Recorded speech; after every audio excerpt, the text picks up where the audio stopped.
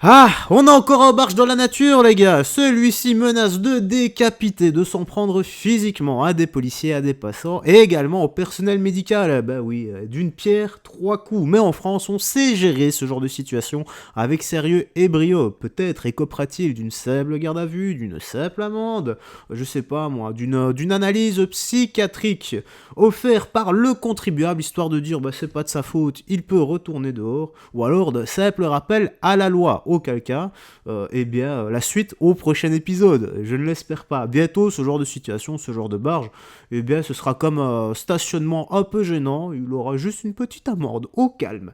Bref, direction Twitter pour les petites news actu du jour. Nous allons commencer, enfin du soir là. Mais avant ça, petit like et commentaire pour le soutien à la force et le référencement. Allez, let's go, on est parti. Je suis vraiment désolé. Hein. C'est pas moi qui fais les actus. Hein. Un Algérien. Oui, je sais ce que tu vas dire encore, et c'est pas de ma faute, j'en peux rien moi. Hein.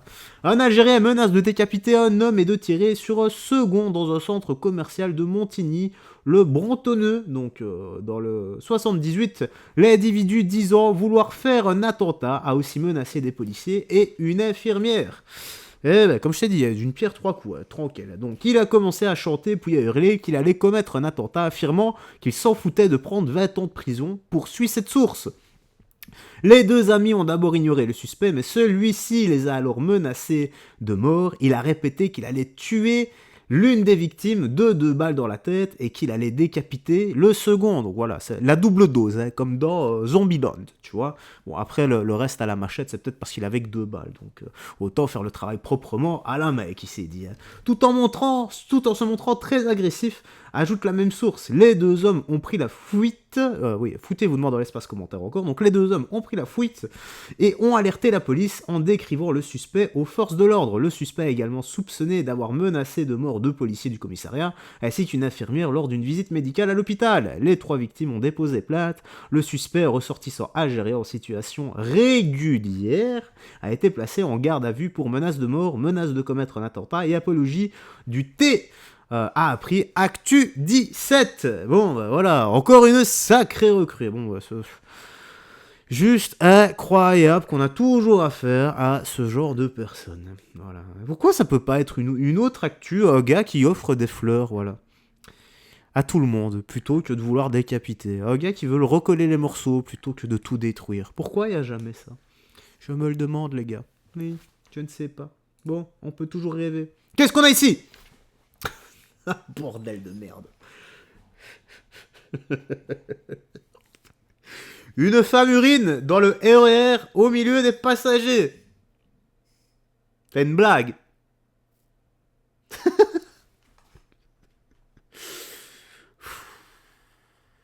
RERD.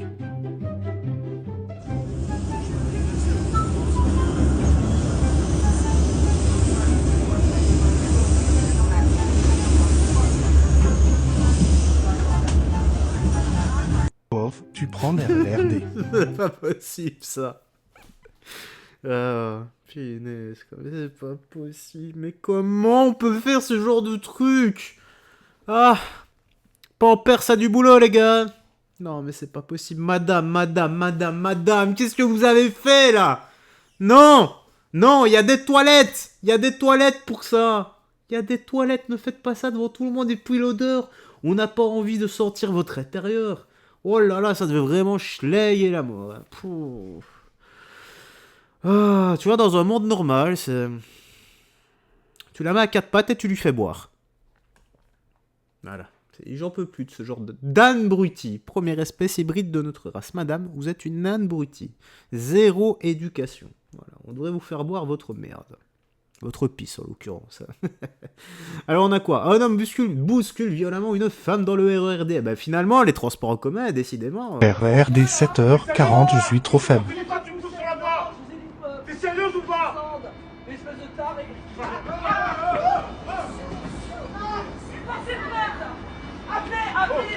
Oh là là, la dame. RERD 7h40. Ouais, on n'a pas le début, on sait pas ce qui se passe, on a juste une partie de la vidéo. Qu'est-ce que c'est que ça? Mais le monde va mal, sérieusement. Ah, ça va pas dans le RER, les gars. Oh là là là là là. On va passer, ça arrête de tergiverser là-dessus, hein. On sait pas réellement ce qui se passe. L'a-t-il cherché ou non? A-t-il en tort? A-t-il raison? Madame a-t-elle raison? A-t-elle tort? Je n'en sais rien. Je sais même pas pourquoi j'ai mis ça là, en fait. Alors, ce que je pense d'un Algérien d'Algérie de nos racailles. Non, ce que pense un Algérien d'Algérie de nos racailles. Donc voilà pourquoi il ne rentre pas là-bas, les pseudo-influenceurs. Ok, bon, voyons ça.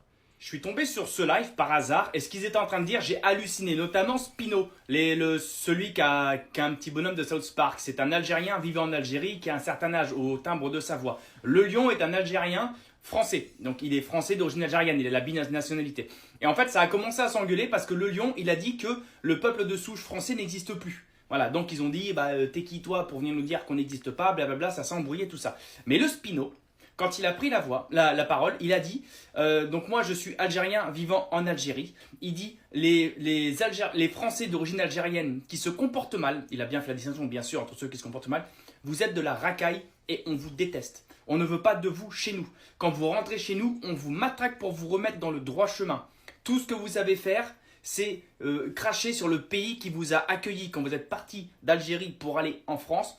Vos parents, vos grands-parents en ont bavé. Il a dit, ils ont récuré les chiottes des Français pour se faire une place, etc. Et vous, aujourd'hui, vous chiez sur ce pays-là. Et il dit, plutôt que de grandir par le travail, le respect, il dit, nous, Algériens d'Algérie, vous nous foutez la honte, l'archouma, comme il a dit. Et il dit, vous foutez aussi la honte aux Français algériens qui se comportent bien. En fait, vous êtes des racailles, on vous déteste. Et il a fini par dire, Français, si j'ai un conseil à vous donner, c'est que ces gens-là, il ne faut pas les éduquer, il faut les dresser. C'est assez raide, hein, quand même, c'est raide. Hein. Donc c'est ce que pense un Algérien d'Algérie sur les Algériens français qui se comportent mal. Voilà ce qu'il dit. Et pour lui, il a dit aussi que la France est faible, beaucoup trop tolérante, et il ne comprend pas que quand une racaille commet des méfaits, qu'on soit dans la bienveillance et dans l'éducation. Parce qu'il dit, nous, chez nous, en Algérie, ceux qui commettent des méfaits, c'est à coups de matraque qu'on les remet dans le droit chemin. Et il dit, vous devriez en prendre exemple. Je suis plutôt d'accord avec ce fameux Spino. Là, je suis assez d'accord. Et quand tu vois, il n'y a pas de racaille en Algérie. Et le peu qui commencent à faire leur racaille, ils se font déboîter, ils se font remettre dans le droit chemin tout de suite. Ouais, oui, il a raison. Le type a 100% raison. Franchement, bravo pour cette mentalité. Il faut d'abord essayer d'éduquer. Quand ça va pas, tu dresses avec le bâton. C'est vrai, ça. En fait, ça revient vraiment à ce qu'on dit à chaque fois sur la chaîne. C'est d'abord t'essaies avec bienveillance, t'essaies l'éducation. Quand l'éducation ça va pas, c'est à la justice de sévir. Si la justice ne sévit pas et qu'une racaille s'en prend à toi, moi j'estime qu'on est libre de se défendre et de défendre notre intégrité physique et d'utiliser tous les moyens possibles afin de se défendre. Voilà. Lorsque la justice ne donne pas assez de pouvoir aux policiers pour défendre la population, c'est-à-dire le devoir d'un policier, c'est servir, aider et protéger la nation, et c'est normal que la racaille essaie de faire la loi. Parce qu'ils savent très bien que la loi est de leur côté, et surtout que la plupart des gens ont peur de bouger et de se défendre. Maintenant, c'est chacun pour soi, de toute façon. C'est malheureux.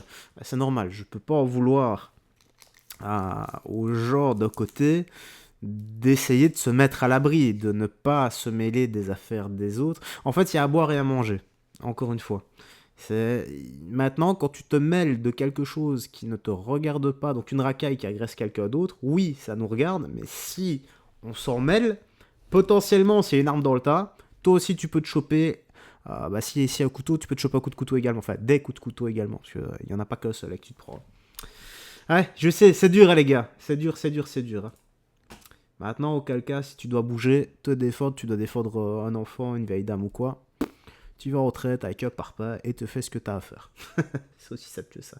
Ah, j'ai vu cette vidéo, l'horreur au quotidien. Voilà, j'ai vu cette vidéo, les gars.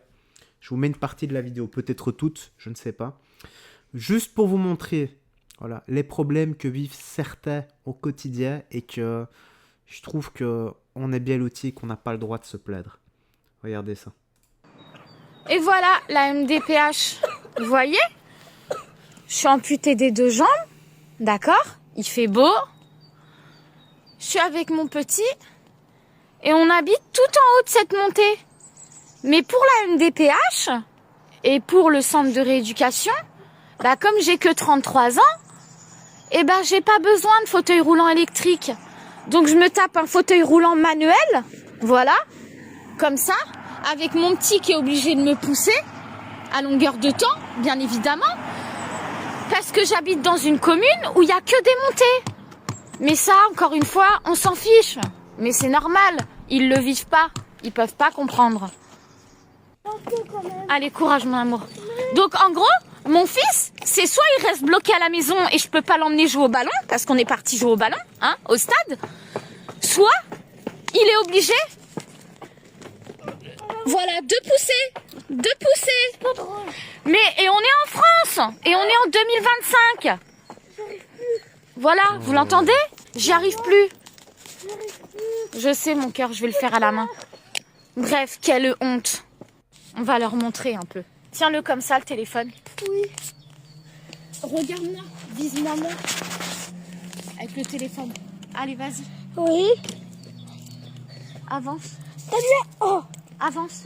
j'avance. Et regarde, vise-moi moi, filme-moi. Qui voit un peu. T'as bien. Oh. T'as bien, écoute-moi. Donne. Tiens. Voilà. On n'est qu'au début de la montée, hein. On n'est qu'au début, hein. Donc à un moment donné, va peut-être falloir revoir le système français. Mais vraiment. T'as dit quoi? T'as dit quoi? Courage. Bah oui, mon fils, courage. Et il n'y a pas un pecnos qui va m'aider, hein. Bref, c'est ma vie. Voilà ma vie. On arrive bientôt au bout de la côte. Et voilà, maintenant on a fait la côte. On est une bonne équipe tous les deux, hein. Ouais. C'était un peu cool, mais pas trop. C'était dur, hein. Là, ça va un peu dur. Bah, un petit peu, mais ça va là, c'est une ligne droite. Et voilà la vie qu'on mène. Pourquoi ça fait ça? Allez, c'était juste pour vous montrer un peu le quotidien. Avant de rentrer. Dur, hein. Franchement, ça fend le cœur. Genre, les gars. Juste quand tu vois ça, tu relativises un peu sur ta situation. Moi, honnêtement, ça m'ouvre les yeux sur plein de choses, ce genre de vidéo. Et ça doit être partagé. Et j'espère sincèrement que la dame aura gain de cause. Juste un petit fauteuil électrique. Voilà, un petit fauteuil qui fonctionne. Qu'elles doivent plus se taper, elle et son fils, ce genre de... Bah, d'épreuve, en fait. Parce que c'est une épreuve. Qu'est-ce qu'une maman ferait pas pour son enfant, hein. Sérieusement. Allez, prends soin de toi, des gens que tu aimes, et tu me laisses tes impressions dans l'espace commentaire. Ciao, fais très attention à toi. Cette fois-ci, je dirais même que Jésus-Christ les bénisse. Toi aussi. Ciao.